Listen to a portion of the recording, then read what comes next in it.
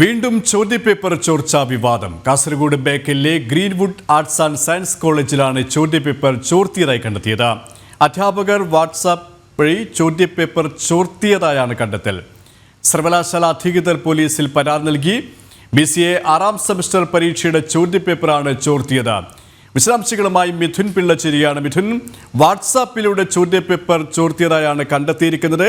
സർവകലാശാലയുടെ പരാതിയിൽ ഇതുമായി ബന്ധപ്പെട്ട എന്തൊക്കെ കാര്യങ്ങളാണ് വ്യക്തമാക്കുന്നത്? അന്വേഷണവും ഏത് തരത്തിലാണ്?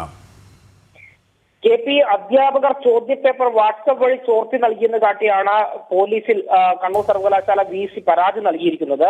കാസർഗോഡ് ബേക്കലിലെ Palakkunnu Greenwood arts and science കോളേജിൽ വെച്ച് ചോദ്യപേപ്പർ ചോർത്തിയെന്നാണ് കണ്ടെത്തിയിരിക്കുന്നത്. സംഭവത്തിൽ വൈസ് ചാൻസലർ സിൻഡിക്കേറ്റ് സമിതി അന്വേഷണത്തിന് നിയോഗിച്ചിട്ടുമുണ്ട്. പരീക്ഷാ സമയത്ത് സർവകലാശാല സ്ക്വാഡ് നടത്തിയ പരിശോധനയിലാണ് ഈ ചോദ്യപേപ്പർ ചോർച്ച കണ്ടെത്തിയത്. സ്ക്വാഡിലെ അംഗങ്ങൾക്ക് സംശയം തോന്നി പരീക്ഷ എഴുതുകയായിരുന്ന വിദ്യാർത്ഥിയെ ചോദ്യം ചെയ്തപ്പോഴാണ് അധ്യാപകർ വാട്സാപ്പ് വഴി ചോദ്യപേപ്പർ ചോർത്തി നൽകിയെന്ന് തെളിഞ്ഞത്. BCA 6ാം സെമസ്റ്റർ പരീക്ഷയുടെ ചോദ്യപേപ്പറാണ് ഇത്തരത്തിൽ ചോർത്തി നൽകിയത്. മാത്രമല്ല, അതീവ രഹസ്യ സ്വഭാവത്തിൽ ഇമെയിൽ വഴി പ്രിൻസിപ്പലിന് നൽകിയ ചോദ്യപേപ്പറുകളാണ് അധ്യാപകർ വാട്സാപ്പ് വഴി വിദ്യാർത്ഥികൾക്ക് ചോർത്തി നൽകിയത്. മിഥുൻ, ഈ പ്രിൻസിപ്പലിനും ഈ ഒരു ചോർച്ചയിൽ പങ്കുണ്ട് എന്ന തരത്തിൽ തന്നെയാണോ പ്രാഥമികമായി മനസ്സിലാക്കാൻ കഴിയുന്നത്? കാരണം ഈ പ്രിൻസിപ്പൽ വഴി അധ്യാപകരിലേക്ക് എത്തി, അങ്ങനെ കുട്ടികളിലേക്ക് എത്തി, ആ രീതിയിൽ തന്നെയാണോ അന്വേഷണത്തിൽ നിന്ന് മനസ്സിലാക്കാൻ കഴിയുന്നത്? തീർച്ചയായും. കാരണം പരീക്ഷ തുടങ്ങുന്നതിന് 2 മണിക്കൂർ മുൻപാണ് സാധാരണഗതിയിൽ സർവകലാശാല ചോദ്യപേപ്പറുകൾ കോളേജിലെ പ്രിൻസിപ്പൾക്ക് അയച്ചു നൽകുന്നത്. പ്രിൻസിപ്പലിന് മാത്രം ആക്സസ് ഉള്ള ഒരു പ്രത്യേക ഇമെയിൽ IDയിലേക്കാണ് ഈ ചോദ്യപേപ്പർ അയച്ചു നൽകുക. തുടർന്ന് ഇത് അച്ചടിച്ച് വിദ്യാർത്ഥികൾക്ക് പരീക്ഷാ സമയത്ത് വിതരണം ചെയ്യുന്ന രീതിയാണ് നിലവിൽ ഇവ പിന്തുടർന്ന് പോകുന്നത്. അങ്ങനെ സർവകലാശാല നൽകിയ ചോദ്യപേപ്പറാണ് വാട്സാപ്പ് വഴി അധ്യാപകർ വിദ്യാർത്ഥികൾക്ക് ചോർത്തി നൽകിയത്.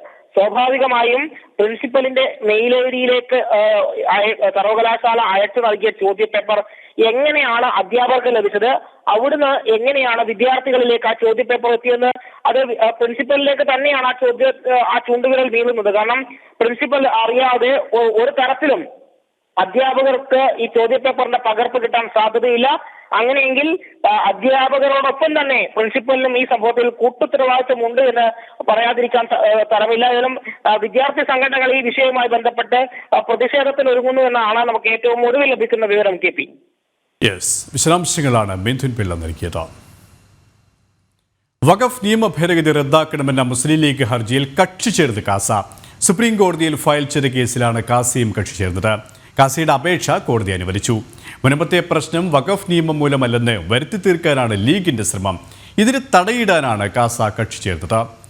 വിരളമായി ജിജീഷ് കരുണാകരൻ ചേരുകയാണ്. ജിജീഷ്, കാസ ഒരു വിഷയത്തിൽ കക്ഷി ചേർന്നിരിക്കുകയാണ്.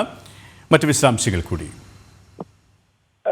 KP, വഖഫ് ഭേദഗതി ബില്ലിനെതിരെ വലിയ തോതിലുള്ള പ്രചരണം നടത്തുന്നതിനൊപ്പം തന്നെ കോടതിയിലും തെറ്റായ കാര്യങ്ങൾ പ്രചരിപ്പിക്കാനുള്ള ഒരു ശ്രമം വിവിധ മുസ്ലിം സംഘടനകളുടെ ഭാഗത്തു നിന്നും മുസ്ലിം ലീഗിന്റെ ഭാഗത്തു നിന്നുമെല്ലാം ഉണ്ടായിട്ടുണ്ട്.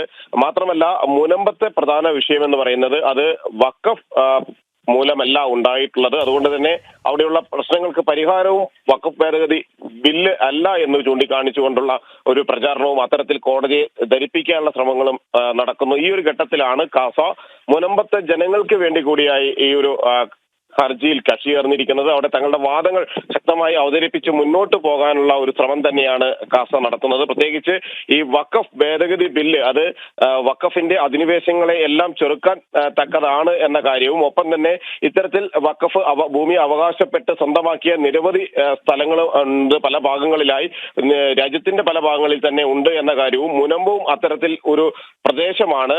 വഖഫിന്റെ അധിനിവേശം തന്നെയാണ് അവിടെയുള്ള ജനങ്ങൾക്ക് സ്വന്തം കിടപ്പാടം നഷ്ടപ്പെടുത്തുന്ന ഒരു സ്ഥിതിവിശേഷം ഉണ്ടാക്കിയത് എന്നതടക്കമുള്ള കാര്യങ്ങൾ തന്നെയാണ് ഇതിൽ പ്രധാനമായും കാസ ചൂണ്ടിക്കാണിക്കുന്നത്. ഈ വാദങ്ങൾ ഉയർത്തി തന്നെയായിരിക്കും മുസ്ലിം ലീഗിന്റെയും ഒപ്പം തന്നെ മറ്റ് മുസ്ലിം സംഘടനകളുടെയും എല്ലാം തന്നെ വാദങ്ങളെ ശക്തമായി തന്നെ എതിർക്കാനുള്ള ഒരു നീക്കം കാസയുടെ ഭാഗത്തു നിന്ന് ഉണ്ടാവുകയും ചെയ്യുന്നത്. കാരണം മുനമ്പത്തെ ജനങ്ങൾക്ക് നീതി കിട്ടുക എന്ന ഒരു ലക്ഷ്യത്തോടു കൂടിയുള്ള നീക്കങ്ങൾ തന്നെയാണ് കാസയുടെ ഭാഗത്തു നിന്ന് ഉണ്ടായിട്ടുള്ളത്.